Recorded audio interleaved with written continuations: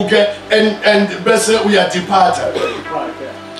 And kuyo yonke le journey yakho awumanga ndawonye uyathuthuka. Yingakho kubalekile ukwazi ukuthi ekufundeni kwakho kunezinto ezenzakalayo. Ngikhuluma nabazali la abakhona ukuthi asinganikele abantwana bethu kwabanye abantu, mhlawumbe ingane zethu uzalwa nami ukutheleza ngoba uyi umntwana la abanye ingane. Amen. Now ingane yakho ifanele ukuthi ifundiswe uwe, uqikelele ukuthi lento eyifundayo izoyenza ukuthi ibe umuntu ongcono kusasa. Mabonge igama lenkosi. Amen. Nikhona abazalwane. Now nazi izinto engicela ukuthi sizazi empilweni zimbili. Izinto ezibalekile empilweni, eyokuqala ukwazi ukuthi uzalwa nini. Na ekuzalweni kwakho thina sizalwa kabili. Siyazalwa abazali bethu ngoba sizalelwa esonweni, sifanele ukuthi sizalwe kabusha. Yingale nkathi ungabi nje umuntu oyesontweni, but ube umuntu ohlangane noKristu empilweni yakho, wazalwa kabusha, waba umntwana kaNkulunkulu. Amen. Nikhona abazalwane. Now ufanele ukuthi wazi ukuthi akulungi ungakazalwa kabusha ngenxa yesimo esizalelwe kuso. Sizalelwe ebumnyameni, sizalelwe ekudidekeni, sizalelwe ekubeni singabi naye uNkulunkulu, sizalelwe ekubeni singabi nalo ithemba. Kodwa mhlazane sazalwa kabusha, sasuka ebumnyameni sangena ekukhanyeni. Uma ufunda encwadini yabaseKolose lapho nami ngifunde kuMasuku, uma ufusuka encwadini yabaseKolose chapter 1 uya ku verse number 13, lithi izwi lenkosi, ngakho-ke uNkulunkulu usisusile embusweni wobumnyama wasifaka embusweni wendodana yakhe ayithandayo. Siyazwana abazalwane, lo mbuso lo esingena kuwo umbuso wokhanya. Oh, asinasi isikhathi sokukhuluma ngokhanya. Kodwa uma uzokhuluma ngokhanya, ukhuluma ngesikhathi la ukudideka kusuka khona. Ukhuluma ngesikhathi la ukungazi kusuka khona. AmaZulu ayathanda ukuthi ekumnyama. Beqonda ukuthi awuqondi lutho. Awazi nokuthi uya kuphi. uNkulunkulu ususe ebumnyameni usiletha ekukhanyeni. Ukukhanya kuyintuthuko, yintuthuko njengoba sengishilo emoyeni, intuthuko engqondweni. Yingakho-ke namhlanje baselwane ngingathathi isikhathi eside, ngifuna ukuthi siqonde ukuthi uNkulunkulu ufuna ukuthi wonke umuntu athuthuke. Into yesibili ebalulekile empilweni, usuku othola ngalo ukuthi ufunani emhlabeni. Ake sithi amen. Usuku odiscover, sasizwa sonke isizulu lelo. Usuku odiscover ngihlanganise noma? Alright. Usuku odiscover ngalo ukuthi iyini injongo yakho emhlabeni. Angeke ube yisiweni. Akekho umuntu othanda ukuthi iya ebholeni. Akekho umuntu ozohlala ebenchini forever. Afuna ukuthi as long as ngidlalela iKaizer Chiefs it's fine. As long as ngidlalela Sundowns iBaroka, sorry Pirates. As long as ngidlalela iBaroka it's okay. As long as ngidlalela leya team enkulu it's okay. No. Nanoma esayiniwe, nanoma ehola epheleni kwenyanga, akaneliseki ukuthi kwaziwa nje ukuthi I'm playing for this team. Kodwa naye ufuna ukuthi abe yingxenye yaloko okwenzakalayo emsimini yomdlalo. Sibona abazalwane. And so akufanelanga ukuthi size empilweni sibe abantu njengolimi lwaselokishini ube yisiwengu sempilo. Sonke isikhathi wena ushayela abantu isandla, sonke isikhathi wena ubongela abanye abantu, akaze kufinyelele kuwe la nawe ukuthi kufanele ungene ensimini. Ke uzibonakalise lokhu uNkulunkulu akulethele kona emhlabeni. Uthi unene le ndawo esikuyo indawo yamandla, indawo la uNkulunkulu aveza khona amandla, yila uNkulunkulu eveza khona ama-talents, yila uNkulunkulu aveza khona ama-abilities. uNkulunkulu uthatha umuntu ongazilutho la amenze utho. uNkulunkulu uthatha umuntu ongaziwa enza ukuthi aziwe. Yingani bazalwane? Ngoba la uma sihlangene endaweni engasiyo ukucindezela abantu, sihlangene endaweni yenkululeko, sihlangene endaweni yokukhula, singene endaweni yokuthi impilo zabantu ngathi zibe ngcono. Mabonke igama leNkosi. Nikhona bazalwane? Na ngikhuluma ngokuthi sifanele ukuthi sikhule ekutheni injongo uNkulunkulu anayo ngempilo zethu ifezeke. Mabonke igama leNkosi. Ukukhula bazalwane akusiyinto eyenzeka ngosuku olulodwa. It's not an event. Abantu abaningi kaningi amadoda mfundisi unene uma wamema ukuthi eze enkonzweni azothi mhlazana ngiza uzabona ukuthi ngishumayela kanjani. It's not about that. Awukwazi ukungena la already wena usuyakwazi ukushumayela. It does not start that way. But indaba yokukhula in anything i-process. Usuka la uye la, usuke la uye le. And ukukhula kwakho angithi sonke siyakhula nabazalwane. Abantu bazothi wazi wakhula especially uma abantu kade bagcina bathi usukhulile bo. Waze wakhula. Kufanele kube nokubonakala kokukhula empilweni yakho. Yingakho ngithi ngifuna ukuthi siqonde ukuthi indaba yokukhula it is a process. Umfundisi uthi bane 1.5 years bayiqalile kule ndawo. Now uma nenu appreciate into eyenzakalayo kuyabonakala ukuthi ever since baqale la and now bela uma bebheke emuva bayabona ukuthi kunesigaba abasambile esenza ukuthi bangasabi lento abaqale bayiyona bathuthuke empilweni. Kanjalo nempilo yakho. Can someone say amen? Kufanele ukuthi impilo othi ubheke emuva uthi ngibonile ukuthi ngihambe nzima la, but God. Uthi la kube nzima, but God. Uthi nanoma bekubuhlungu lesasimo singenza ukuthi ube umuntu ongcono. Asingishiyanga ngingazi ukuthi fanele ngenzeni. Nanoma bekubuhlungu kodwa singikhulisile, nanoma bekumnandi singikhulisile. Bangakho abantu abaye ukukhula ngenxa yesimo esibuhlungu. Nikhona bazalwane? Ukukhula kuphathelene nokuthi kunezinto efanele sizisho ngempilo yakho. Kunama characteristics afanele avele empilweni. Kufanele kushiwo ukuthi le yakho ingane kaButhelezi le. Uyayibona ngokwenza lokhu. Uyabona ukuthi iyakhula emseni, iyakhula ezwini, iyakhula ngokuseva, iyakhula emkulweni. Abantu bafuna nje ukuthi bahlale bangakhuli. Lelani bazalwane, ngo-2018 ngenzeka ukuthi awuzange lezi zinto kade uzibekele ukuthi zenzeke. But akakapheli lutho. Namhlanje ngicela ukuthi uzwe from konke okushinyelwayo ukuthi ikhona i-room yokuthi ungakhula. And awukhuli ngokugoqa izandla, ukhula ngoba uzimbandakanya kuloko ofanele ukuthi wenze. Praise God. Ngihamba namba bazalwane. Yes. Amen.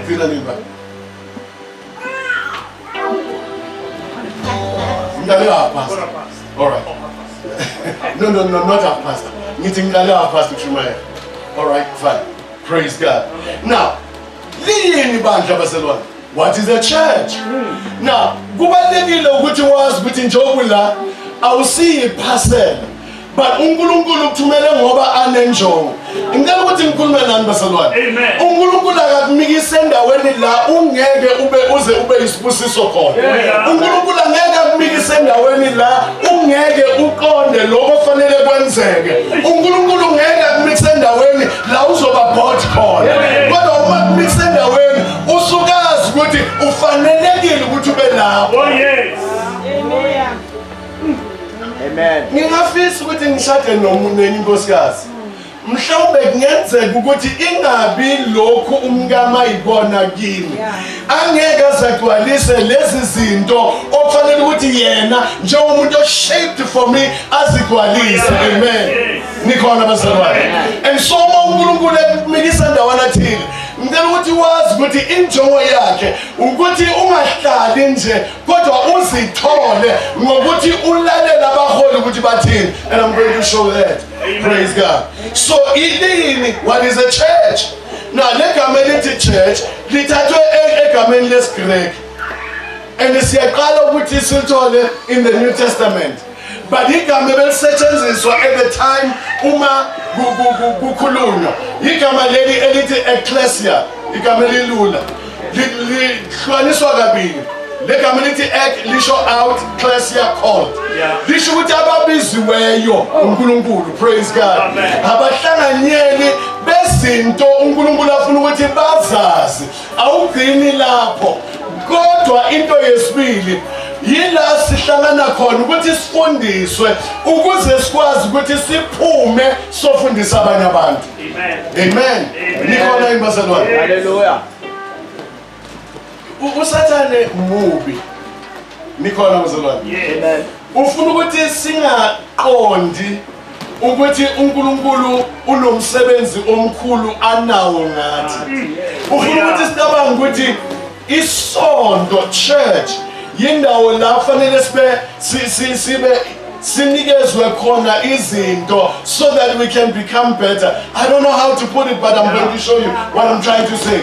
But the church yila uNkulunkulu ekubizele khona, because ekuthemba ukuthi as he equips you through in leadership ekhona enkonzweni, you can become a better person. You see, it doesn't worry me uma ngabe uSoli, Apostle Soli azoba better than I am, because bazalwane everything ihamba nge-family. Uma uDavid eqala ukuba inkosi, uSolomon athatha over. Solomon was better than David. Oh yes. If you don't understand that, ngiyazwela. As long as ula uvumela uShenge ukuthi abe ubaba wakhe emoyeni, izinto azozidiscover. And as umuvumela isibusiso esiphezu kwabo sehlele kuwe, kunene isibusiso sabo esiphezu sakhe esiphezu kwakhe ne sehlele kuwe. Praise God. And once you allow that, you can double what he has achieved. And he will know ukuthi mina when I move from this level, the generation ezayo is going to move to the next level. Awukwazi uba uNkulunkulu and remain the same. Hallelujah. That's one of the reasons why uNkulunkulu created our families. Ukuthi ekukhuleni kwethu, we need to have indawo la sisuka khona, and uma usuka you'll become a better person. And so njengoba awuzanga nje endaweni la abantu bethandaza khona. Ngike nizobazalwana uma siya emakhaya sithi siyokhuleka. Kunaba labantu bomthandazo. And it's like we have come to waste time. Kanti size to bring life. Size uzoletha solution. And abantu abaningi basibona njengabantu bomthandazo. We are more than that. Sibizwa uNkulunkulu. Esibizela izinto ezinamandla. iAfrika ingaba ngcono uma thina singaqonda ukuthi we are the church of the Lord Jesus Christ. UJesu, I will build my church. Namasango eHides angeke azakwazi ukumelana nalo. Uyabheka nje uNkulunkulu uma uzibuza ukuthi mina bengubani, angifundanga nokufunda. uNkulunkulu ufundisa baba ungakazi esikolweni. uNkulunkulu uguqula impilo yakho ungakaze ufunde. Baningi abantu engibaziyo namhlanje nene abantu abaphezulu. Uma ungafuna i-background yabo yemfundo abazinext abana certificate ngisho saka-sub 8, but because bangene eklasini eliletha ukukhanya, their lives azifani. You can mature with purpose uNkulunkulu akubizele lona. Praise God. Ngicela ukuthi sifunde bazalwane encwadini yokuqala yabaseKorinte, chapter number 12, verse number 28.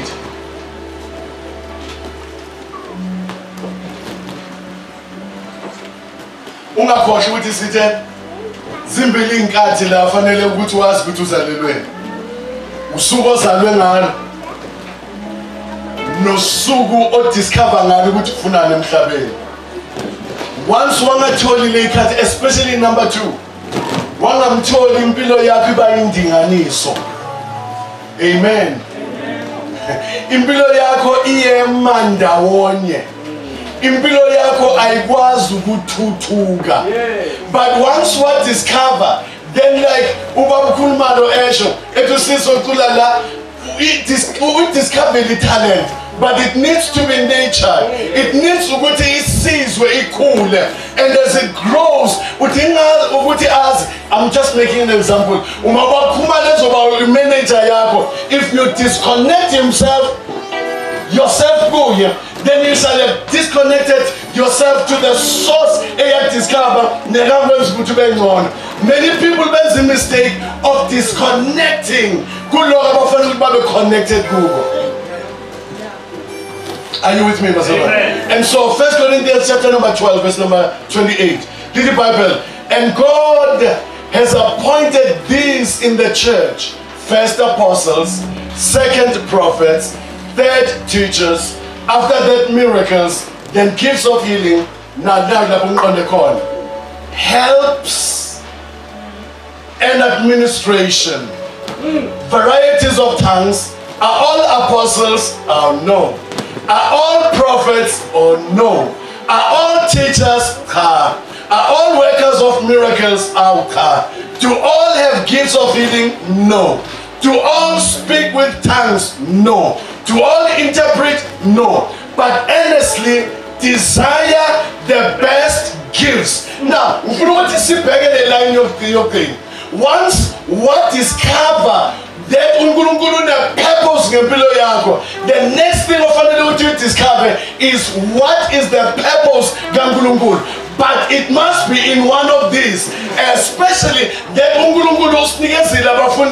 now this is what God has called you to do, to be of help to the church. Can you say of help? Amen. Can you say of help?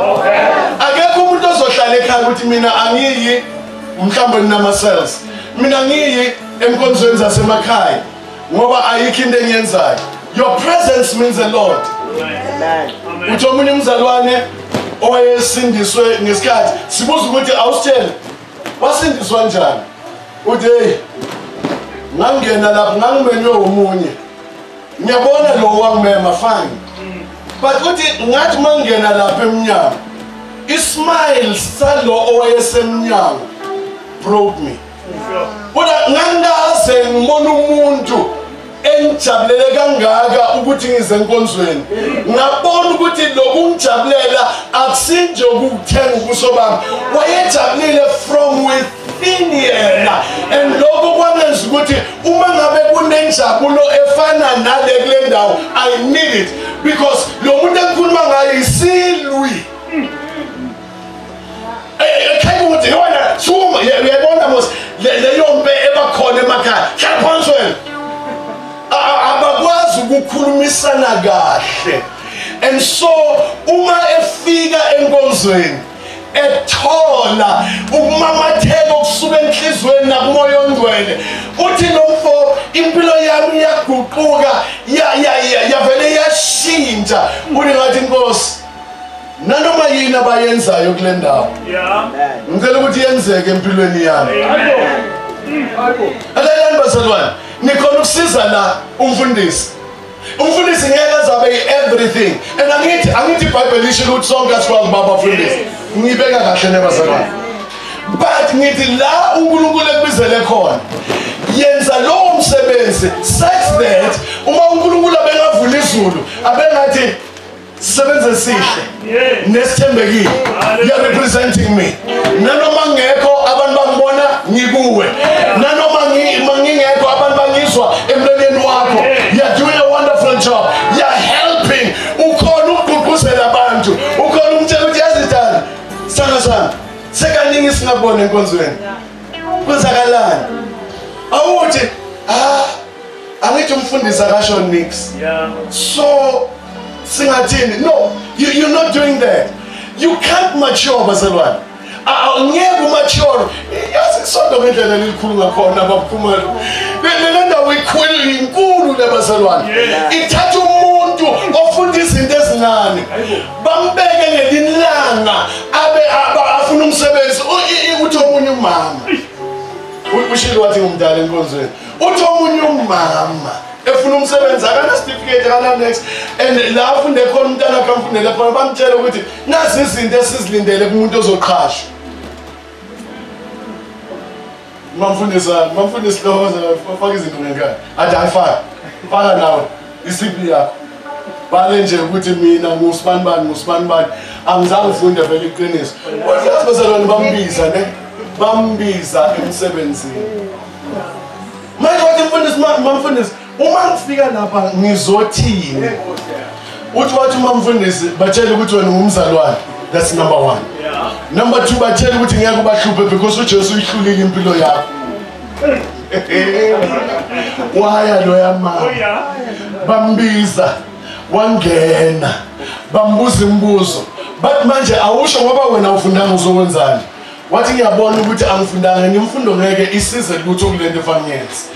Yile nto mina engiyona ezosiza kulo msebenzi ofanele wenziwe la. Yisi uma ngithatha mina nithatha umuntu ohlulwe uNkulunkulu. Uma ngithatha mina nithatha isibusiso. Uma ngithatha mina nithatha umuntu ozosiza kulesi simo esikhona. Bathi abantu abaqashayo asekele umasafuna omunye sesimqashile lo. Why basebenza? Because awukwazi ukuza la uNkulunkulu angayiphelelisa injongo yakho. You see injongo yakho ayipheleli ngoba ungafundanga. Injongo yakho iphelela ngoba uNkulunkulu sekufundisile lento ofanele ukuthi ube yiyona empilweni. Amen. Amen. Hey madoda ma-Afrika ngizothi thina. Amen. Na leli Bible kukhona abantu abasizayo. Hayi bazalwane thina sazi abantu abasiza. Enye intombazane yavele yathi mfundisi sicela nje ukuthi senze this young man that comes into my mind. Ngicela ukuthi mfundisi ngipholisele njalo igathu. Angisebenzi and ngicela ukukhuleka nawe every morning. And why do you want to pray with me? What is because I believe in the anointing in your life and I want to connect with you. And uma ngizoconnecta nawe noma mfundisi I know ukuthi angeke ngiphelele lapho ngikhona. uNkulunkulu is going to realize me. Uphelele umsebenzi lo. Mamthelezi nomfana uphelele umsebenzi. But uthi angikwazi ukuthi ngibuyele ngiyofuna omunye umsebenzi. What is in my heart ukuthi ngibe businessman. Engathi kungena kanzima lapha. Ngcono uthi usemsebenzini. Angithi mina ngicabanga njengendoda. Ngcono uthi usemsebenzini ufune something else. Wathi angifuna lo msebenzi, ngifuna lo ngiwufunayo. And ngizowuthola ngale ndlela wena ongifundise ngayo izwi lenkosi and that's what I'm going to do. Yes. Amen. As I'm talking to you, man. He's a multi-millionaire. And that's less than 3-4 years. Multi. Baba, what umethola umsebenzi imali yavele yathi yazini wena ne sifuna ukukunikeza this amount of money so that ube ne equipment that you need. Iqale ngobazalwane not umfundisi. No. And namanje akakabi umfundisi. Oh yes. No. Praise God. Uvume nje ukuthi enze izinto right. Is that right, bazalwane? You can't become of help and discover a purpose uNkulunkulu anayo ngempilo yakho. Na manje uthi umuntu umfundisi babazana madoda niyahlupha. Ake nithi amen. Amen. Amadoda anuka imali kusho umuntu umfundisi le ngiyithanda umuntu. Athi neda nganuka akabona afike eThekwini. Ezwa nje iphunga lolwandle. Ayagcina akakafika eThekwini mhlawumbe sasePietermaritzburg noma saseNewcastle abakafiki naseLadysmith i-excitement seyinkulu saseThekwini usezwa ukunuka kolwandle awukakafiki kulo kunabantu athi uNkulunkulu mabaseta bacabanga ukuthi sebefikile ngoba phethe nje i-10,000 yokuqala akasaye enkonzweni and esikhundleni sokuthi akadlondlobale uyehla sibabonile abantu behla ngenxa yokuthi becabanga ukuthi njengoba sengifikile awukakafiki. You see uma uNkulunkulu ezokuphakamisa because of the anointing ekhona la ukhonza khona ngicela ukuthi ungafiki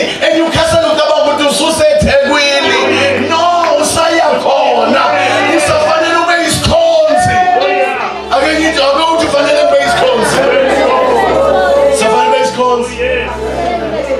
Ngihamba namba selwane.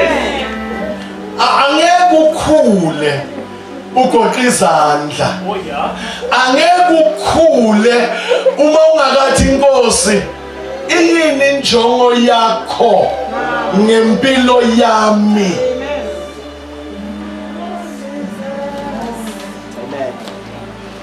Ngicela ukukhuluma basaba.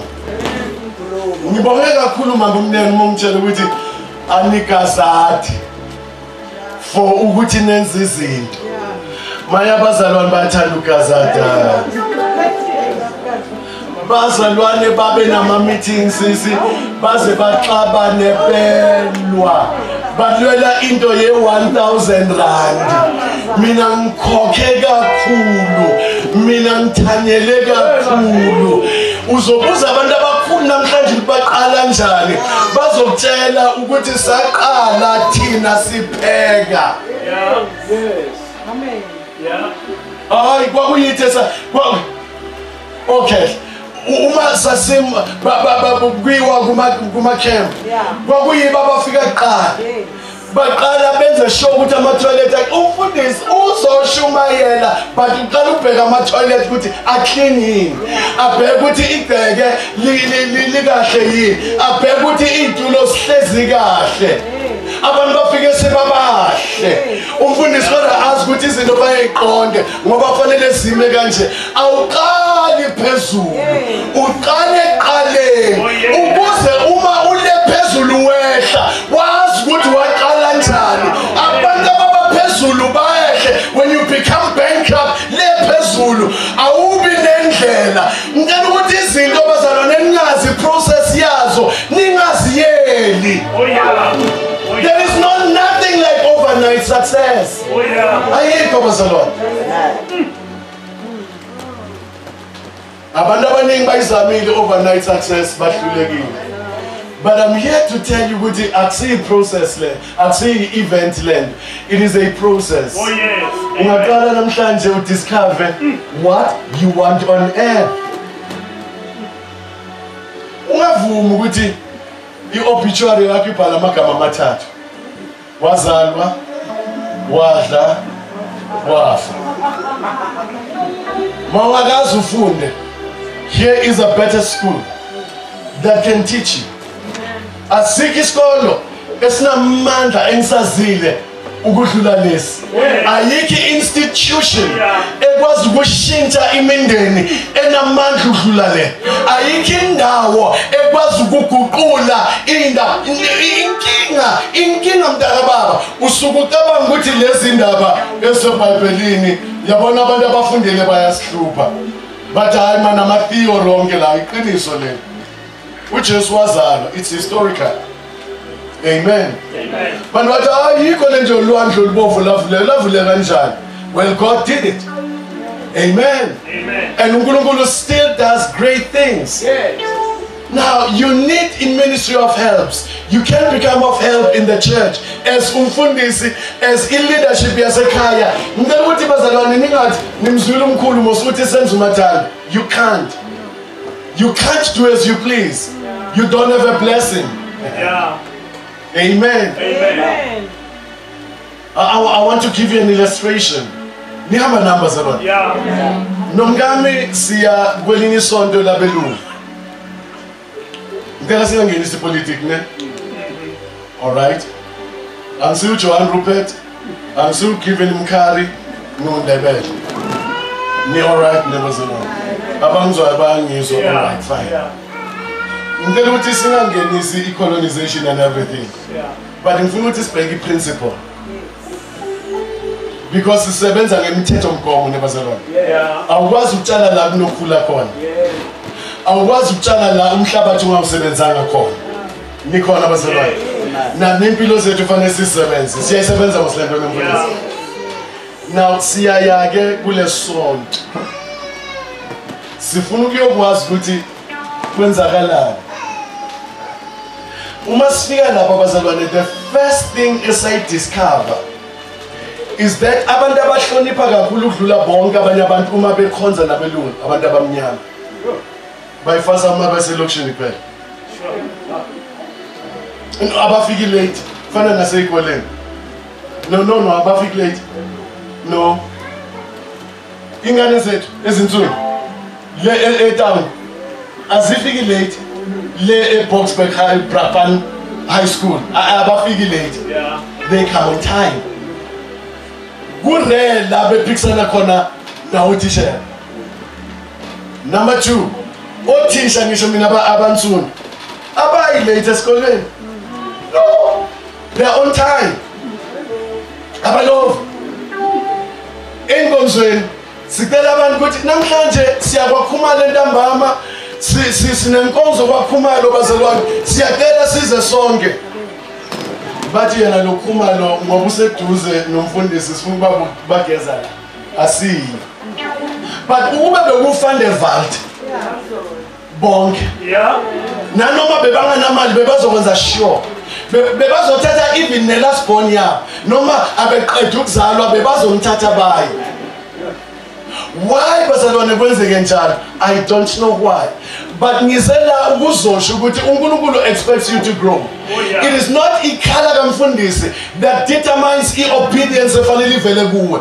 But yiloko uNkulunkulu akwenze ukuthi ube yikona. Asithatha umoya wokutoyitoya wale ngaphandle siwulethe enkonzweni. Le indawo le, indawo yokuhlonipha, indawo yokukhula, indawo yokukonnecta, indawo yokuhlonipha, indawo yokukhula, indawo yokukonnecta. You will never connect until you respect the set man. You will never be able ukuthi uyowena endaweni ethile until lento ibambe esandleni sayo njengejavelin ikuphonse. You cannot throw yourself but uzophonswa uye. Ngimela abazalwane njengomkhulu ukuthrowa usoli and we responsibility yakhe to throw laba bambiza ukuthi baba. Praise God. Are you listening to me bazalwane? And so I want you to understand ukuthi it is important ukuthi silungise ingqondo yethu. Amen. Singahloniphi uma sesilungini phela. Amen. Khona ithayida babuzwa mfundisi. Okweshumi.